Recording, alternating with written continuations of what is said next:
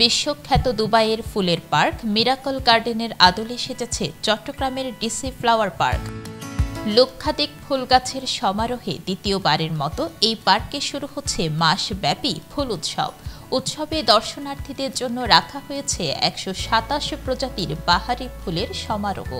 চারিদিকে তাকালেই চোখে পড়বে লাল, হলুদ, বেগুনি, সাদা, গোলাপি সহ বাহারি রঙের নানা প্রজাতির ফুলের দেখা। শুধু রঙই নয়, ফুলের এই বৈচিত্র্য ও সাজানোর নানা কৌশল দর্শনার্থীদের নজর কাড়বে। আজ সকালে মাসব্যাপী এই ফুল উৎসবের উদ্বোধন করেন মন্ত্রিপরিষদ সচিব মোহাম্মদ মাহবুবুর রহমান। ফুলের রাজ্যে এসে আমি আসলে অনুভূতি প্রকাশ করার মতো না। বিশেষ করে এত সুন্দর সুন্দর ফুল, নাম না জানা অনেক ফুলের সাথে আজকে পরিচিত হলাম। আর চট্টগ্রাম ডিসি পার্কে যে এত সুন্দর একটা পরিবেশ তৈরি করে দিবে আমাদেরকে, আসলে ভাষা প্রকাশ করার মতো না। তো খুব ভালো লাগতেছে। এখানে সব জায়গায় ফুলের গন্ধ, চিটাগাংয়ে এমন একটা জায়গা, ঘোরার জায়গা, খুব ভালো লাগছে।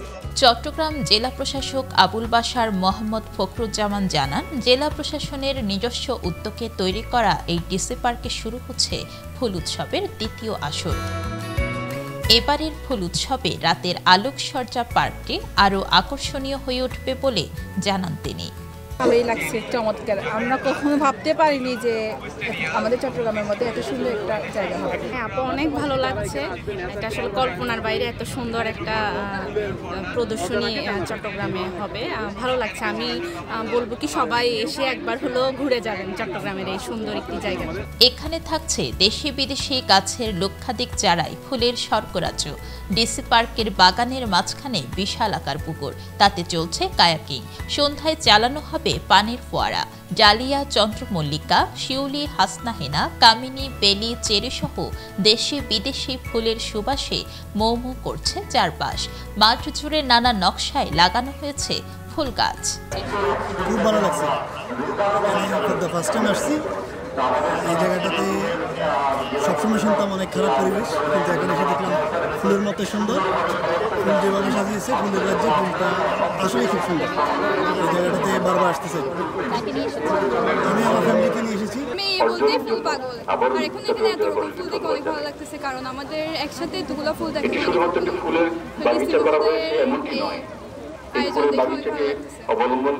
অত্যন্ত ভালো লেগেছে।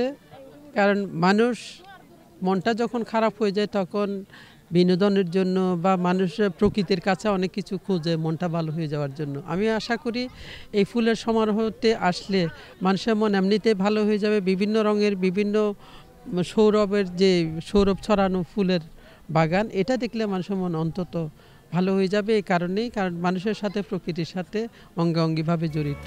এছাড়াও থাকছে 15 প্রজাতির টিউলিপ, নৌকা বাইচ, 100 চিত্রশিল্পীর আর্ট প্রদর্শনী, নৌকা প্রদর্শনী, ভায়োলিন শো, ঘুড়ি উৎসব, পিঠা উৎসব, পুতুল নাচ সহ প্রতি সন্ধ্যায় মনোমুগ্ধকর সাংস্কৃতিক অনুষ্ঠান।